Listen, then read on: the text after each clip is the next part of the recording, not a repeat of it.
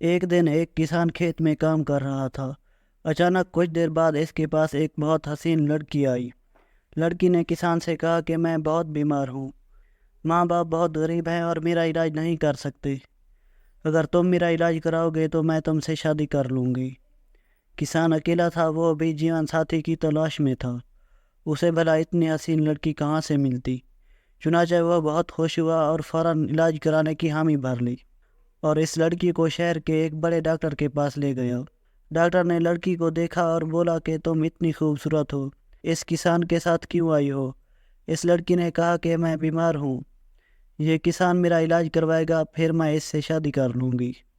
Doctor نے کہا کہ میں تمہارا مفت میں علاج کروں گا، جب تم ٹھیک ہو جاؤ تو پھر مجھ سے شادی کر لینا، میں تمہیں بہت خوش رکھوں گا۔ لڑکی مان گئی۔ کسان کو بہت غصہ آیا اور ڈاکٹر سے لڑائی کرنے لگا۔ جب ان دونوں کی لڑائی زیادہ بڑھی تو لڑکی نے کہا کہ ایسا کرتے ہیں کہ ہم قاضی کے پاس چلتے ہیں، وہ جس کے حق میں فیصلہ دے گا میں اس سے شادی کر لوں گی۔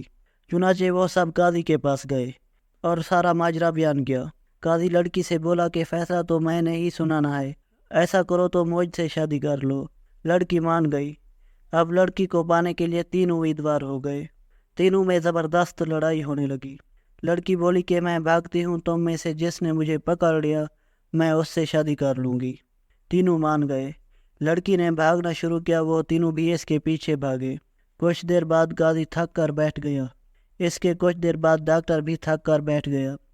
کسان سارا دن کام کرتا تھا، اس لیے وہ بھاگتا رہا، لیکن وہ بھی لڑکی کو پکڑنے میں ناکام رہا اور آخرکار وہ بھی تھک کر بیٹھ گیا۔ اس نے لڑکی کو آواز دی کہ رک جاؤ، ہم ہار مانتے ہیں۔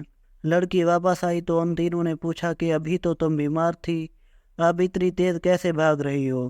اس لڑکی نے کہا کہ میں دنیا ہوں، میں سب کو اپنے پیچھے اسی طرح لگاتی ہوں لیکن کسی کے ہاتھ نہیں آتی۔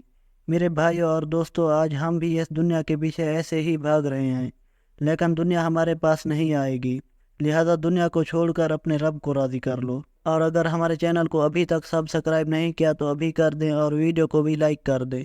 شکریہ۔